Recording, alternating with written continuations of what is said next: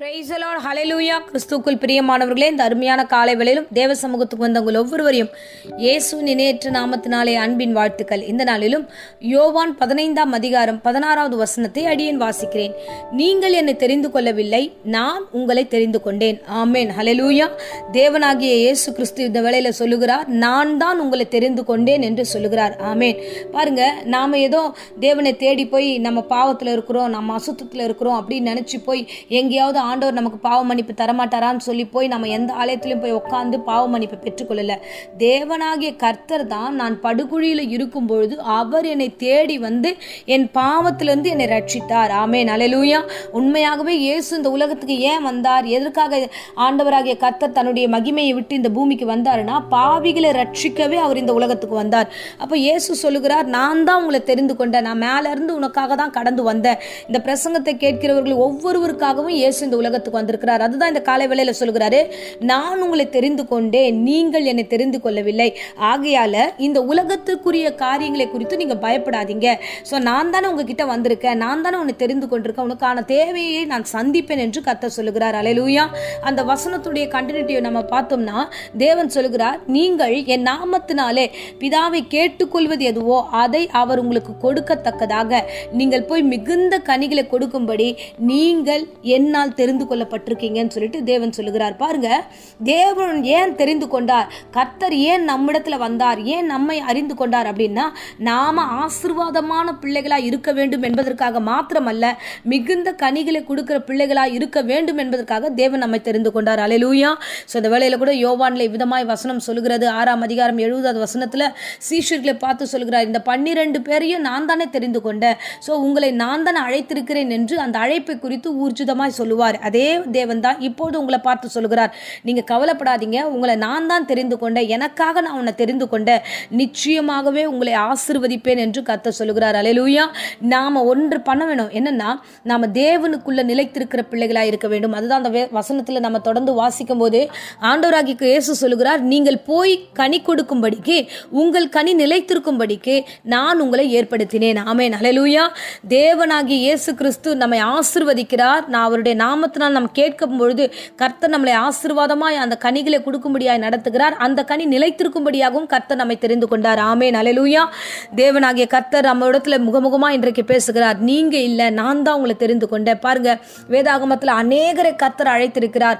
அநேகருடைய காரியங்களை குறித்து நம்ம பார்க்கிறோம். ஆபிரகாமை கர்த்தர் அழைக்கும் போது அவனை வனாந்தரத்தில் அவன் தனிமையாய் வருகிறான். தன்னுடைய வீட்டின் காரியத்தெல்லாம் விட்டுட்டு வெளில வரும்பொழுதும் கர்த்தர் அவனை ஆசீர்வதித்து மிகப்பெரிய எஜமானனாக கர்த்தர் அவனை மாற்றினார் என்று வேதம் சொல்லுகிறது. ஹல்லேலூயா.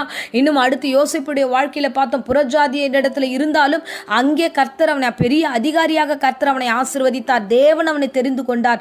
அவனை மிகுந்த கனிகளை கொடுக்கத்தக்கதாக, மிகுந்த ஆசீர்வாதங்களை கொடுக்கத்தக்கதாக கர்த்தர் அவனை மாற்றினார். இப்படியே ஒவ்வொருவரையும் நாம் பார்க்கும்போது தேவன் ஒவ்வொருவரையும் தெரிந்து கொண்டு அவர்களை குறித்ததான நோக்கத்தை கர்த்தர் நிறைவேற்றினார்.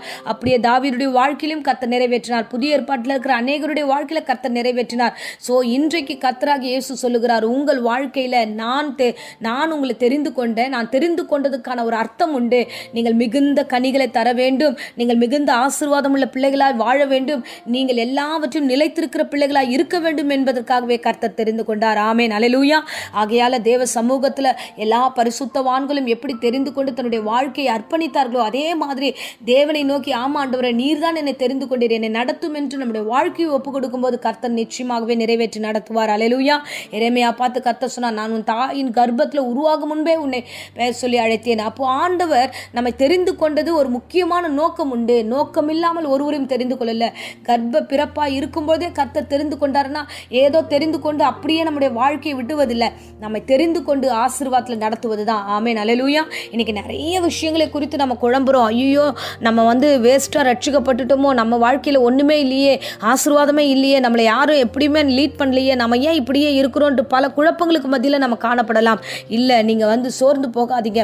தேவன் ரொம்ப நேர்த்தியாக சொல்லிக்கிறார், நான் தான் உன்னை தெரிந்து கொண்டேன்னா நிச்சயமாக நீ கேட்கிறது எதுவோ அதை பிதாவிட நாம மகிமைக்கென்று நான் உங்களை கொடுப்பேன், நீங்கள் நிலைத்திருப்பீர்கள், நீங்கள் ஆசீர்வாதமாக இருப்பீர்கள் என்றும் இயேசு கிறிஸ்து இந்த வேளையில் சொல்லுகிறார். ஹல்லேலூயா.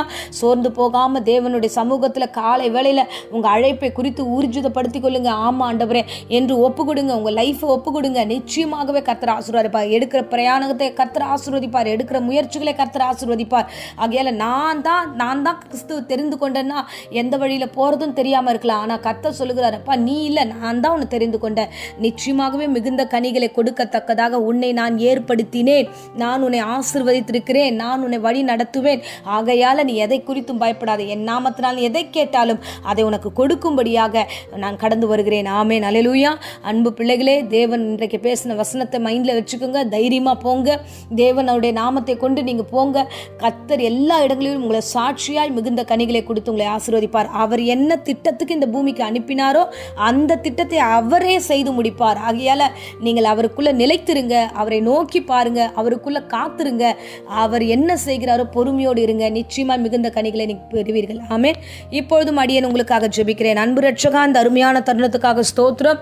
அப்பா, அநேக பரிசுத்தவான்களுடைய வாழ்க்கையில நீர் போய் தெரிந்து கொண்டு அவர்களை தனித்தனியாய் ஆசீர்வதித்து மிகப்பெரிய ஜாதியாய் மாற்றினது போல இந்த பிரசங்கத்தை கேட்கிற ஒவ்வொரு பிள்ளைகளையும் நீரே தெரிந்து கொண்டீர் ராஜா. இந்த பிள்ளைகளுடைய வாழ்க்கையில என்ன திட்டம் உண்டு என்பதை அடியேன் அறியேன். ஆனால் சகலமும் அறிந்தவர் நீர் ஒருவர் இருக்கிறீர் ஆண்டவரே. ஏற்படுத்தினதற்கு நோக்கம் உண்டு. ஆசீர்வாதமாய் நீ வாழ வேண்டும் என்று ஆண்டவரே திட்டமா இந்த நாட்களில் பேசினீர். மிகுந்த கனிகளை நீ கொடுப்பாய் என்று பேசினீர். அப்படியே வாக்குத்தத்தத்தை நிறைவேற்றும். ஆசீர்வதியும். உம்முடைய திட்டத்தை பிள்ளைகளுடைய வாழ்க்கையில் நிறைவேற்றும். தேவையற்ற மனக்குழப்பங்களை உண்டு பண்ணுகிற சாத்தானை இயேசுவின் நாமத்தில் சபித்து கட்டுகிறோம். என்னை யார் அழைச்சா, நான் எதுக்கு இருக்கிறேன், எப்படி என்று பல குழப்பத்தின் மத்தியில் இருக்கிற ஒவ்வொரு விசுவாசிகளையும், ஒவ்வொரு வாலிபர்களையும், ஒவ்வொரு பிள்ளைகளையும் ஒப்பு கொடுக்கிற ராஜா, நீர் தெரிந்து கொண்டீர். உம்முடைய ஜீவியத்தில் இந்த பிள்ளைகளை வைத்திருக்கிறீர். உம்முடைய கையின் பிரயாசத்தினால் இந்த பிள்ளைகளை நீர் ஆசீர்வதிக்க போகிறீர் என்ற உணர்வு இந்த பிள்ளைகளுக்கு உண்டாகட்டும். தொடர்ந்து உம்முடைய பிரசன்னத்தில் இந்த பிள்ளைகள் வளரட்டும். ஆசீர்வதியும், காத்துக்கொள்ளும். இந்த வேளையில யாராகிலும் வியாதியோடு பலவீனத்தோடு இருந்தா அந்த வேளையில எல்லா வியாதி, பலவீனம், ஜுரம் எல்லாம் நீங்கி போகட்டும். ஆசீர்வதிப்பீராக. இயேசுவின் நேற்று நாமத்தில் ஜெபித்து ஒவ்வொருவரையும் ஒப்பு கொடுக்கிறேன் ஜீவனுள்ள நல்ல பிதாவே. ஆமேன். ஆமேன். Praise the Lord. God bless you.